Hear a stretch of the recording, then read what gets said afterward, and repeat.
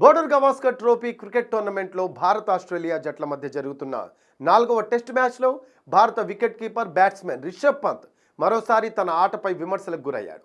ఈ మ్యాచ్లో భారత జట్టు ఒక కీలక దశలో ఉన్నప్పటికీ పంత్ తన మార్క్ షాట్ను ఆడేందుకు ప్రయత్నిస్తూ విఫలమయ్యాడు.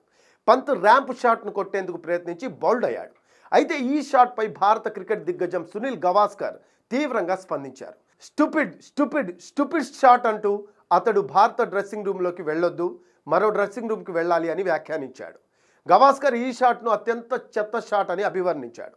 ఆయన తన వ్యాఖ్యలు ఇంకా కొనసాగిస్తూ భారత ఇన్నింగ్స్లో అనవసర షాట్లు ఇంకా చోటు చేసుకున్నాయి, క్లిష్ట సమయాల్లో ఇలాంటి చెత్త షాట్లను ఆడాల్సిన అవసరం ఏముంది అంటూ ప్రశ్నించాడు.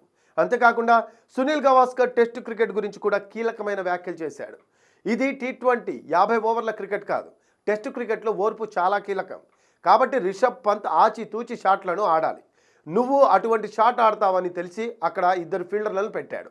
అయినప్పటికీ అలాంటి షాట్ ఆడావు అంటే మిమ్మల్ని ఏమనాలో అర్థం కావట్లేదు అని గవాస్కర్ పేర్కొన్నాడు. ఇలాంటి షాట్ల ఎంపిక ఇప్పుడు అవసరం లేదని, ఫీల్డర్లను డీప్ ప్లేస్మెంట్లో పెట్టినప్పుడు మరో విధంగా ఆడాల్సింది అని ఆయన సూచించాడు. ఇది పంత్ క్రికెట్ కెరీర్లో మరో వివాదాస్పద సంఘటనగా మారింది.